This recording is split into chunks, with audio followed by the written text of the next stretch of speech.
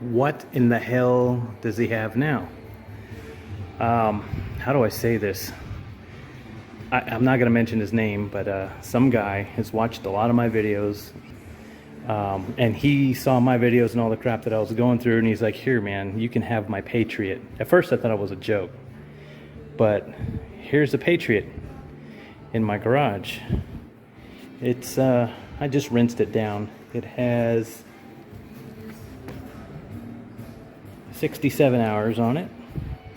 It's a 2021, as you can tell, Kawasaki. But yeah, he's like, here, you can have it. You can mow your lawn with it and give it a tune-up, and then you know, drop it off whenever. This is my old Patriot, matter of fact. This is the one I sold last year with 2.3 hours on it. If you go back, I think I posted a video on this called an exit interview. I don't know, I may still, maybe I just need to post it. It's probably still in my archives. But anyways, this is the one I bought back in 2021, and I bought it new, of course, and it had its shares of PDI problems, just like all Skags. This one was the most minor, I will say that. Loose battery terminal, tire PSI, just minor tidbits. A couple loose nuts and bolts here and there on this one as well, but this one had the least of the problems out of all four now new Skags. But she's back. We're gonna give her a tune-up, and just driving it off the trailer, the hydro's pretty loud. There's a rattle coming from the back. It needs some TLC, and we're gonna go through it, and if I find something, I'll hit record on the phone here, and we'll just give it a little quick detail for retail, you know, do my usual, put my usual touch on here. Filters, fluids, tires, just check everything, and we'll go from there. So she's back for a limited time. The original, the one and only, the very first Patriot I've ever owned. This is it here. So all right, let's see what we can find. So let's look at the deck. Let's see what 67 hours looks like under here. There's the middle spindle. That's the far left-hand side. And some crap around that. Not too bad. I mean, it's dirty, it's wet. Can't tell if there's any leaks or anything just yet. But overall, not too bad. The blades look okay. They need to be sharpened. There's a few chunks missing out of them, but overall not too bad. Deck looks to be in good shape.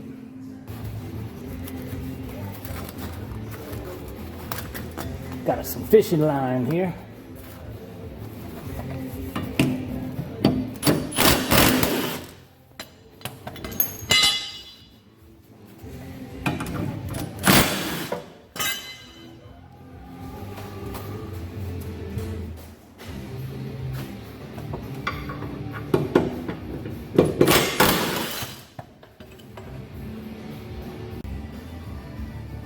You can see these are OEM Scag blades. I bet you these are the original blades. All right, this, by the way, is the rag that wiped off the hydros that were leaking on the wheel motors on the Tiger Cat. It's like this weird rusty orange color.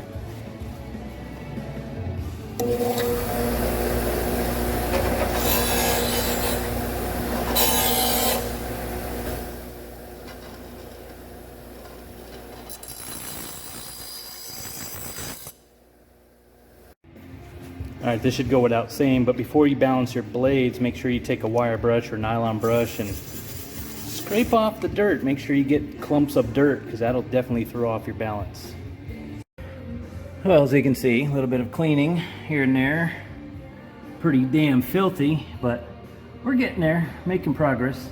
I like to be able to see what the hell I'm working with here. Oh, look, the spindles are aluminum. They're not black. They're not cast iron.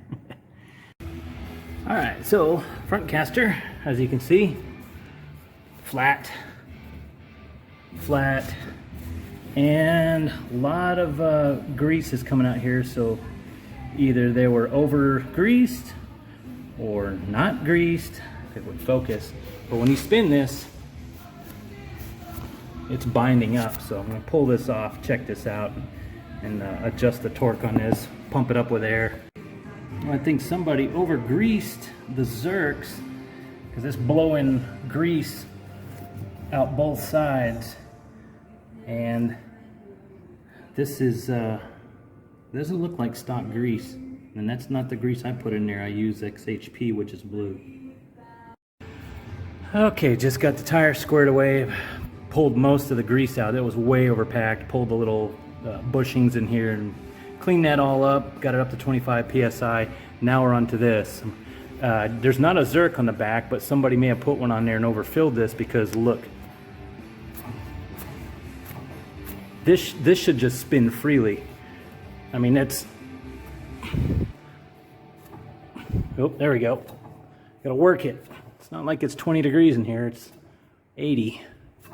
Yeah, that shouldn't be bound up like that. So we're gonna fix that too. Hey Scag, here's a suggestion. On these casters, can you increase the diameter to this so that it will allow for a 1.5 inch water heater socket to fit inside there? That would be great. Instead of buying your silly socket or a 1 7/16 thin wall socket that costs like 40 bucks.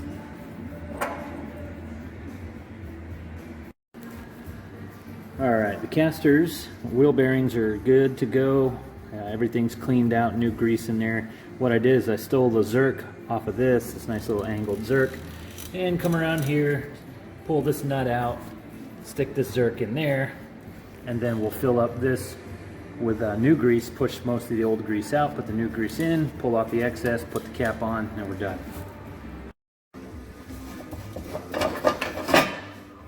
Survey says, oh, come on, man. Someone hasn't been doing their maintenance. Something of interest I discovered.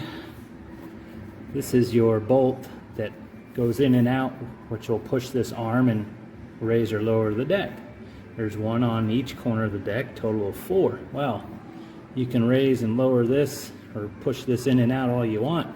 But if this bolt is seized, it's not going to do anything. So a quick glance, pulling these bolts all the way out, the deck was still high up off the ground. Somebody's been in here tinkering. So I loosened this up a little bit. The whole deck fell down. Now I can level it. It's the little things, man, the little things. Oh man, look at that plug on the sidewall. That sucks. See how much air it's holding. Not bad. All right, just a little hard to do one-handed. I'm checking the oil, and you can see that the dipstick is nice and clean, and the filler is over here. So on Kawasaki's, you all know, you just take the dipstick and just drop it in. Don't screw it down. So now let's see if we can get the shot here.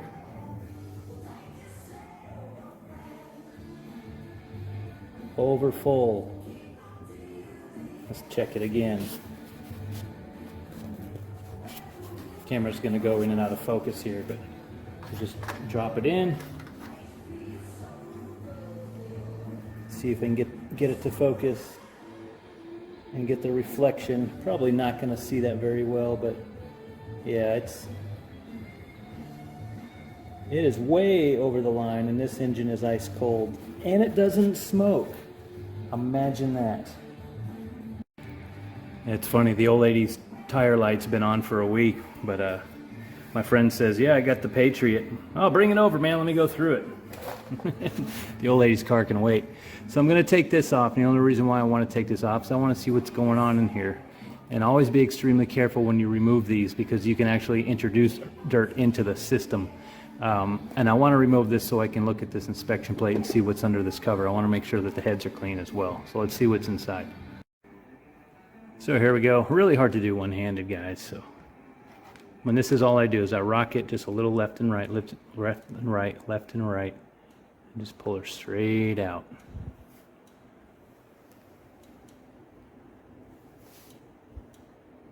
Not bad. Use Donaldson filter, right? Not going to be able to see in there at all, but that's You want that inside to be clean. If that's not clean, you got something wrong. And you definitely want that sucker to be clean. See what we got in here. This is what I'm concerned with. I don't think it'll be too bad though. But you never know. A lot of people forget about these. They're like, what's underneath there? You should be doing this. I would say maybe every 50 hours or so. So obviously it's a little inspection plate. Now let me get a flashlight. And there's the heads. Those are nice and clean. That's what you want to see. If you see any grass in there, you need to pull that out, because then these will overheat. Then you can have valve train issues that are tremendously shorten the life if these are clogged. All right, here's something about the Donaldson filters, or here's how anal I am, right? You notice these 3 notches right here. There's 1, there's 2, and there's 3. Don't get ahead of me yet. You shine your light inside, the line there, and there's 1 there, and we'll come around here. There's the other one. Hope I didn't get you dizzy. Those 3 lines should rest right there, and right there in those 3 notches I was talking about. Sorry for the focus. Well, as you can see, there's a little indentation right there, and 1 there, and 1 right, focus you right there. Not critical, but if you pull the filter and you put it back in, try and remember or line it up with the notches. In this case, there's 6 notches now. Not too critical, but I'm going to try and go with the factory, if this will focus. I'm going to go with the factory notches because they're a little bit deeper, and that way this filter will sit in a little bit better. And it does 2 things. 1, it'll hopefully not let any dirt through. And 2, like I said a second ago, it'll spit a little bit better. It'll actually push in a little bit deeper. And then the end result is a better seal, and the cap goes on much easier. I see a lot of guys struggling with these things, pushing them on and snapping it shut.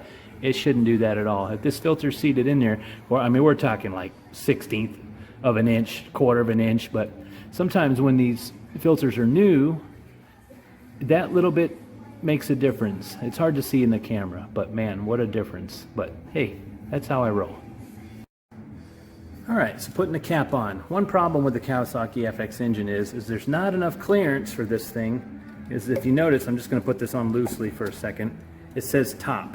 Technically, this vacuator is what they call this. Should be pointing down, but it's not critical. But there's interference here, so it can't snap. So you'll see a lot of these that are twisted either to the back or to the front. And when it's to the front, it'll vibrate and make a little notch, and it'll wear on this plate. Not a big deal, but like I said, see, I'm just doing this one-handed. See, it just went on, no problem at all. That's how it should go, nice and easy. And don't ever assume because one side's clean that the other side's clean as well. I'll show you how to put these on in a second. That's what you want to see, nice and clean. Something very simple with this tab. You flip it over, there's 2 notches, right? Make sure you push down a little bit and slide it over, making sure that these tabs are both seated. What can happen is this can be loose like that and just tighten that, but what happens is this will vibrate wide open, man, and then you'll get a bunch of dirt down there. So make sure it's locked in. Once this is in place, make sure this is tight. I'm going to tighten that in a minute, but just lift up here. Make sure this edge or this edge doesn't pop out, and you're good to go. Make sure to tighten it up. Quick little tune-up here. Kawasaki kit for the FX. Got the 2050 oil filter, spark plugs, and the Donaldson OEM canister filter. Both elements. Really cool. About 85 bucks for this thing, but hey, small price to pay for longevity. And don't tell anybody, but we're putting bad boy filters in here. Just kidding, it's bad boy marketing, but it's still the Hydro Gear OEM commercial filters. We're gonna do a hydro oil change as well. Watch the oil drain. The whole thing moves. Love it.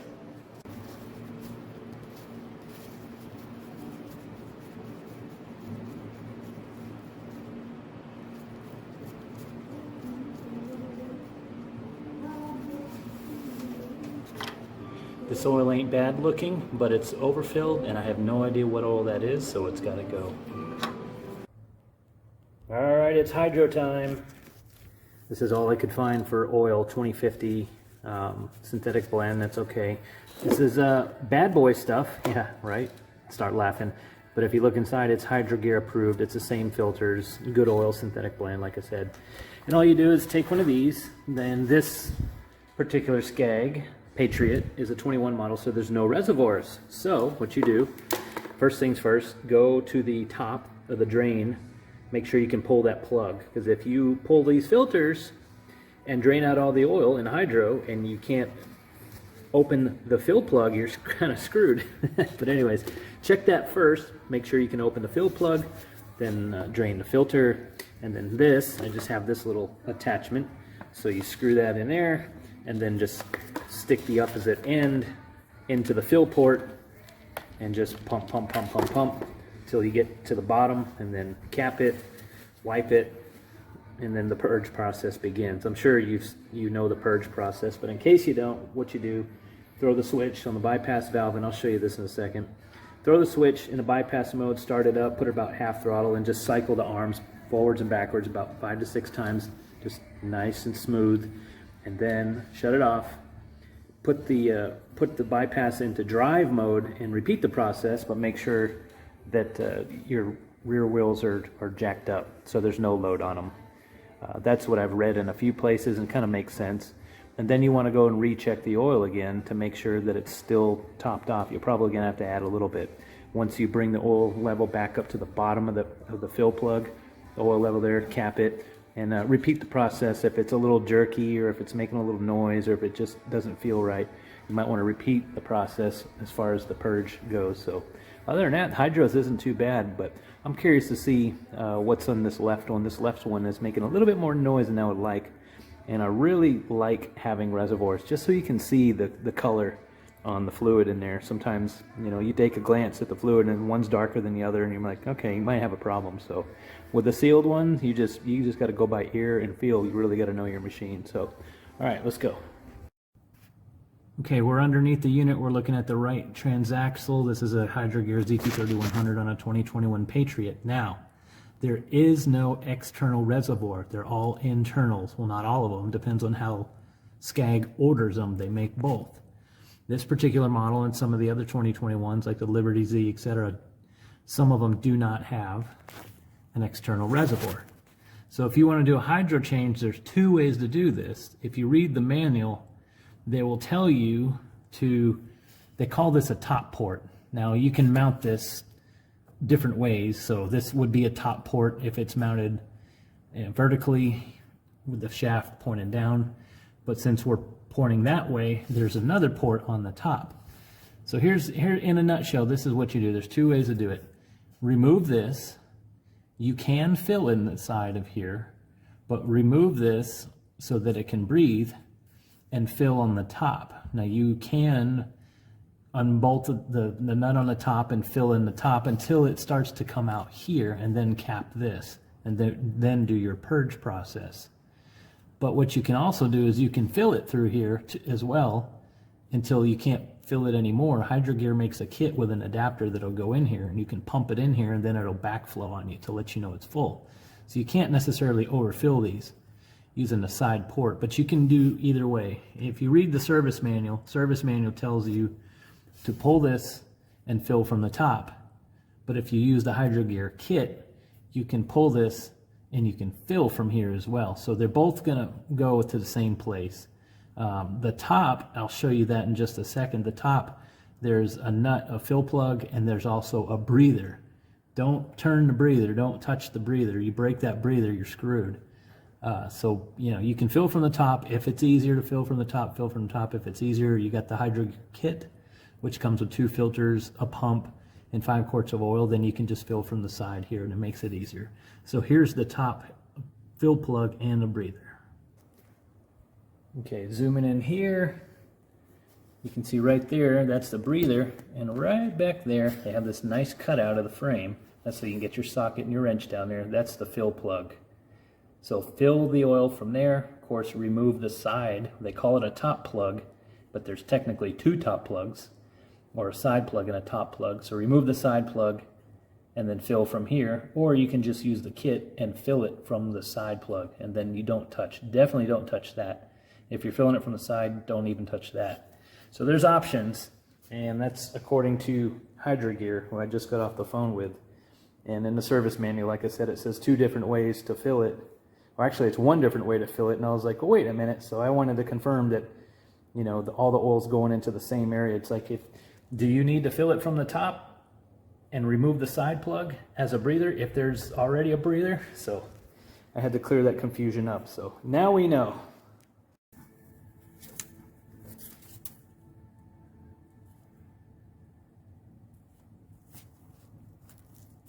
Looks pretty clean.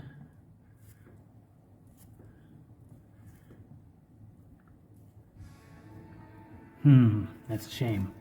Oh well, we're putting fresh stuff in it. This is the kind of day I'm having, man. I can only laugh. So I put this thing on here, I screw it on the top. I go to pump it 1 time, boom, and the whole thing just falls, like it drops. You see it in the bottom? The tube, the spring, the dip tube, it all fell in the bottom. So what I had to do, I was gonna pump it in the side. Right up there, I know you can't see it, but instead, I had to get a funnel when we came in and we did the top approach. So I forget what size nut that is on the bottom right. 7/16, I think, socket. So I put a big funnel in there and just poured this fluid in there until I heard it dripping down into the pan, and then I knew it was full. And then once you're done, get this monster torque wrench here for a whopping 10 foot-pounds. And you need a wobble. They just don't give you enough room. I'll show you here from the top. All right, so this is looking straight down, and you can see they cut out a notch, but it's not enough. And it's barely enough. So if you get a wobble extension, it allows the socket to pivot a little bit. So then you can get it down in there, and you got room. Much better.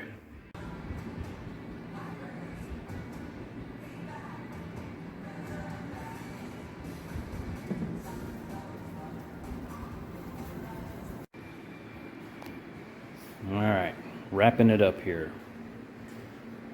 Filled the hydros, new filters, hydro service, full tune-up on the engine, filter, plugs. Almost said wires. Cap, rotor, just kidding. Fuel filter, blah, blah, blah. So one thing I noticed, and that seems to be a known issue, again, 67 hours. This tensioner pulley here, this is for the drive motor, for the hydros, the spring. People complain that makes noise. In my previous videos, when I first bought this machine, it had two something hours on it. I complained about those things making noise. But what I want to show you here is the known issue, and what I'm talking about is this tensioner pulley here. This pulley itself underneath is almost touching the frame. It is so close. As a matter of fact, there's evidence of it rubbing. And a lot of people say, oh, the bearing's gone out or the pulley's defective. No, it's kind of the nature of the beast. I was thinking about adding a shim here to space it just a little bit more, but for some reason this thing just, at third throttle, it's all over the place, and it's noisy as hell. I've seen some rubber inserts or some rubber wrap you can put around here to keep that from making noise, but it's a combination of all three. Let me see if I can bring you down below the unit and show you just how close that pulley is to the unit.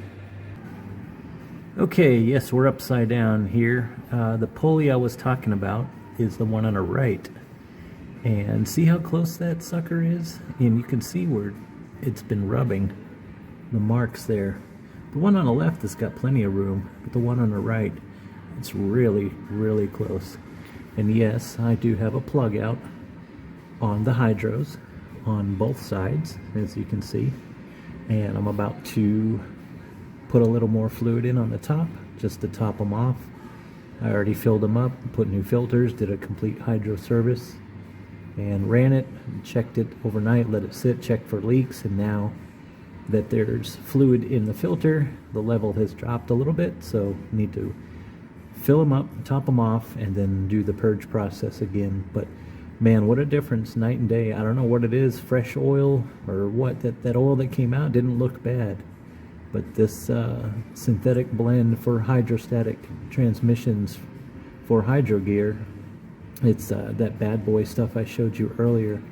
And of course the OEM filters, now these match, unlike the other ones, brand new from the factory, had different filters on there. That was strange. But yeah, the hydros are much quieter.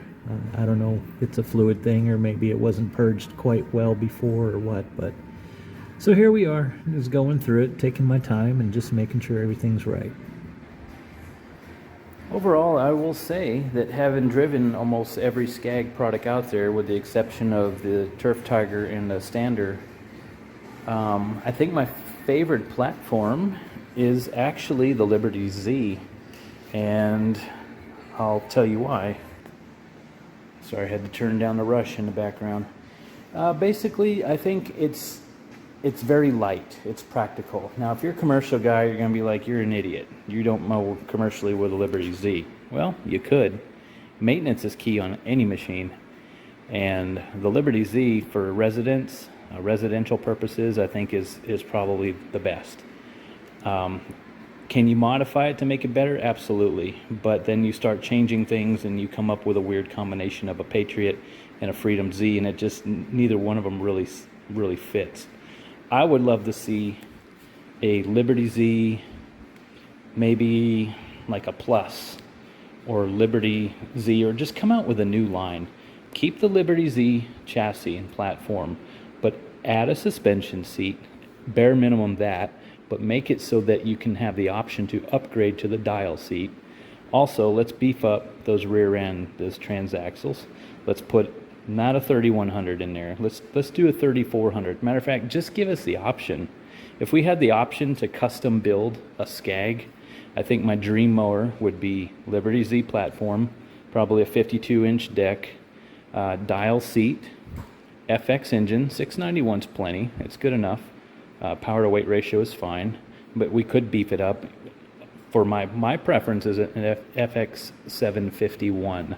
Why? You're starting to get into the bigger block displacement, 800cc, and it has an external oil cooler, something we could all use in Texas. So they all come with the Donaldson air filter. That's a no-brainer. Other than that, 3400 hydros on a FX 751 dial seat on a Liberty Z frame, something that you can disable the hydros, put them in bypass if you need to push this thing around. This thing's a beast. And it's 900 pounds. The Tiger Cat, forget it. The Tiger Cat, you can't even just go over here and flip a switch or pull the tab on the Liberty Z. You have to go in with a 1/2-inch wrench and turn each hydro motor, or the pump, excuse me, to bypass that. And now you're talking about pushing almost 1,300 pounds around in a garage. You know, not fun at all. So stick with the 700-ish weight on the Liberty Z and add all those options. Like I said, if Scag were to build that mower and then have it at a price point around $7,000 this day and age in 2022 where there's inflation, I'd buy that mower.